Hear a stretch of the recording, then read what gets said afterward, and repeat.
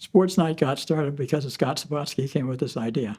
He called Ronnie Baker and said, I want to invite Howie Cosell to come to Kansas City. What's it going to cost? I think it was like $15,000. He said, well, you go raise $15,000 and call me back. So next day or 2 days later, Scott called back, I got $15,000. Wow, that was a lot of money back. He said, in fact, I got a bit more than that. I got money from other people coming in. So Ronnie called me and said, what do you think of this idea? I think it's a good idea. Let's try it. If it doesn't work, it doesn't work, but at least we're covering our expenses and we can make something, and it might be something that could last for a while. So they told Scott, go ahead, and Scott put together a good committee, and we went out and sold tickets, and the first several were very big successes. We didn't charge a whole lot. We wanted people to come. And so one night at the campus board meeting, Scott Sabatsky sitting on one side of me and Sherman Dryson sitting on the other side. And it was just right the weekend after, or a couple of days after the SportsNite event. So Sherman says, you know, you got great events, you're not making enough money off of it. Why don't you charge more money? So I said, Sherman, you're talking to the wrong guy. I said, you know, Scott, yeah, we've met. So they shake hands again. They know each other. And I said, Sherman, tell him what you're just telling me. So Sherman says, you ought to charge more money. Well, why? Yeah, we can't. Do you think people will pay it? He says, yes. Have a $5,000 and a $10,000 table. Right now, you got $1,500 tables and you got $2,500 tables, and you're making some money, but you're not making enough. So let's try something different. Go ahead and have a $10,000 table and $5,000 tables. Will you buy one? Yes, I'll be. And Sherman smiled and said, yes, I'll be happy to.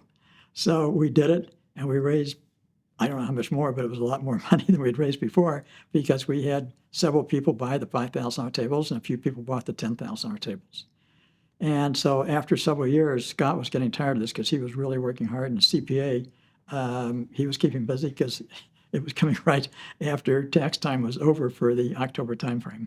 So Herb Bookbinder stepped in and took charge, and he did an excellent job of going out and getting new people to come in, but Scott still worked on bringing people in.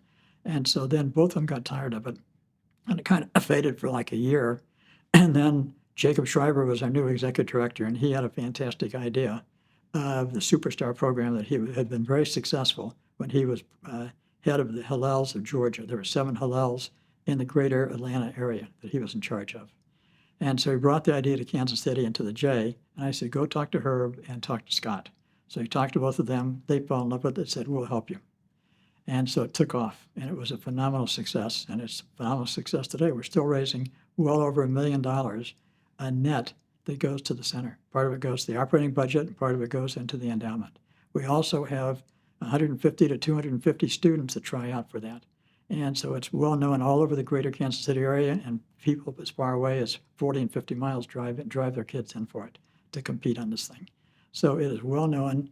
The number one scholarship, the number one winner gets a $10,000 scholarship for college. The second one is $5,000 and $2,500, and fourth place gets $1,000. Everybody who qualified, the 20 people who qualified for the finals, for the semifinals, gets money, like $100 each, and the ones who qualified for the finals, that didn't make the thing, gets $500. So that's a nice incentive for people to do it.